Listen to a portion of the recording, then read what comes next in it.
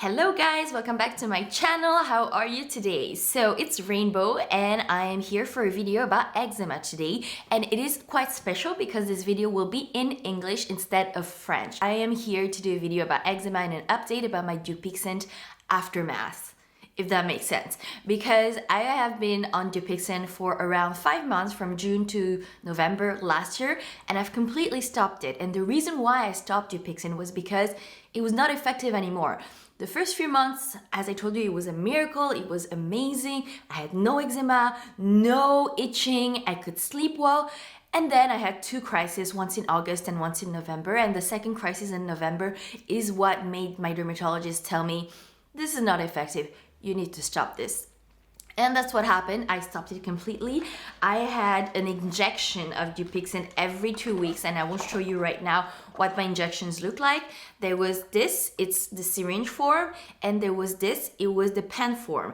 And the syringe form was much more painful than the pen form, because basically when you inject it, you really need to push through, and the cold liquid going in was really painful. So if you make it chill at room temperature for more than an hour, it was a bit better.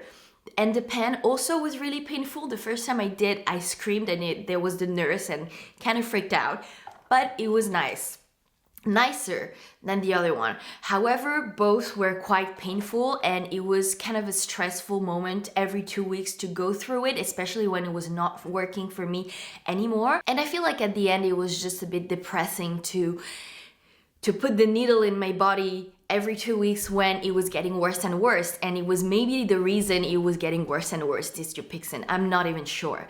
But basically it was concluded by my dermatologist that this was not effective for me and that I needed to stop it. It is still a very, very powerful drug, and we still really don't know what are the real ramifications long term of it. Because I feel like most of the people I know who tried Dupixent were the ones who were on trial to test it. So this is how it's going.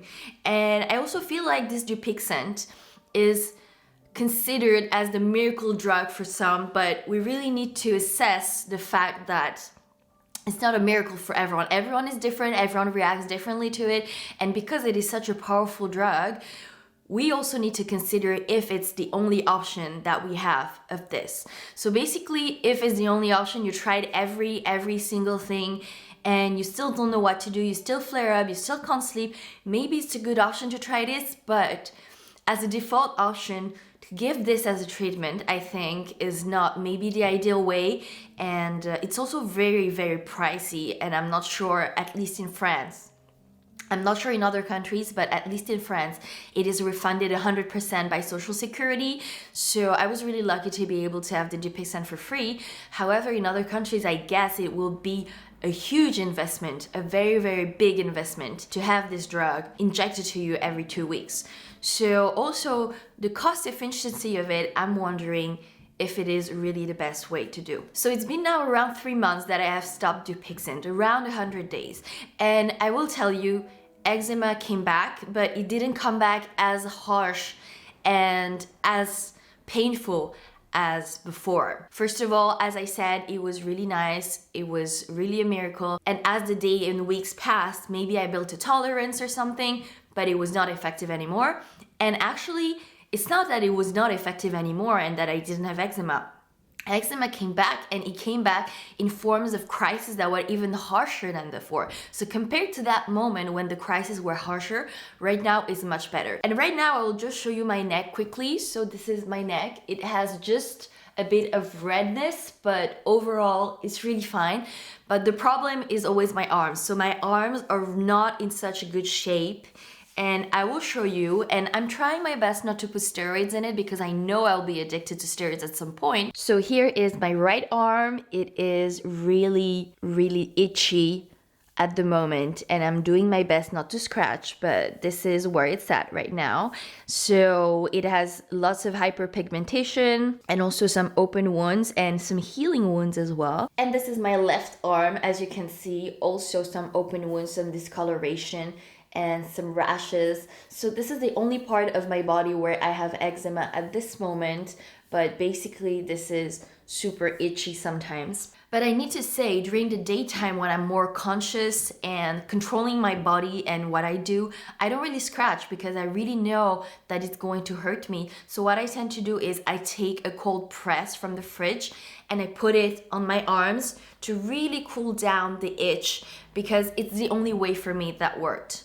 So that's what I do. But during the night when I'm sleeping and I'm not conscious, I'm completely unconscious basically, that is the time when I'm going to scratch. And I don't realize it. I don't even remember I scratched. The only moment when I remember I scratched is when my fiance wakes me up and basically he tells me to stop scratching and takes my hand. That's the only moment when I remember.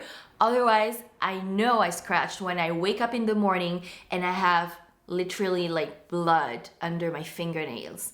And this is kind of a painful moment when I wake up and I realize, oh no, I destroyed myself during the evening. I destroyed myself while I was sleeping. So this is the hard moment, the hard realization.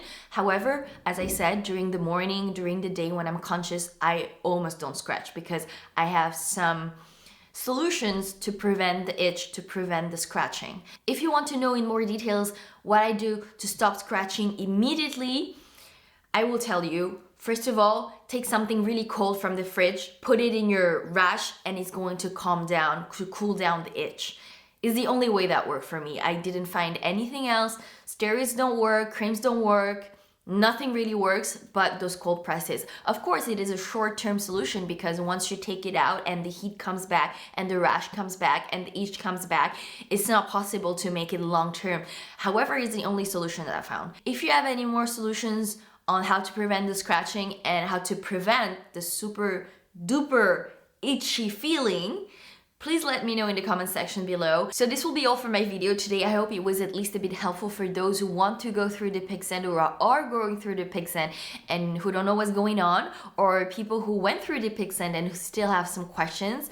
I will be happy to reply to you if you have any questions, because I have been going through a lot with eczema and I am an eczema warrior since my whole life pretty much, so I'm happy to help. If you're watching this video because you're desperate because of your eczema, please know that there are solutions, there are ways to get better, and it is not a linear process, the healing of eczema. It's not just you try hard and it gets better and better and better. No, it gets better, it gets worse, it gets better, it gets worse, and eventually it's gonna get better bit by bit. Don't be in despair, don't be too depressed because of it. We will find a solution, always did. Please keep the optimism, keep the good energies, keep the positivism.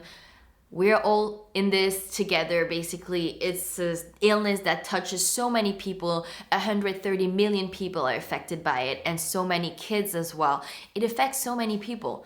So you're not in this alone. You're not the only one who is experiencing this, and I'm sure that you will be able to get better. If you have any comments or any advice, or any questions, don't hesitate to let me know in the comment section below and I will do my best to answer them. Thank you so much for watching again today. I hope you have a wonderful day. I hope you have a very, very good healing journey and that it is not too painful.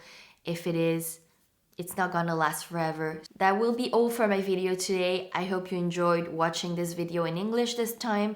Let me know what you think and I will see you another day for another video. Bye.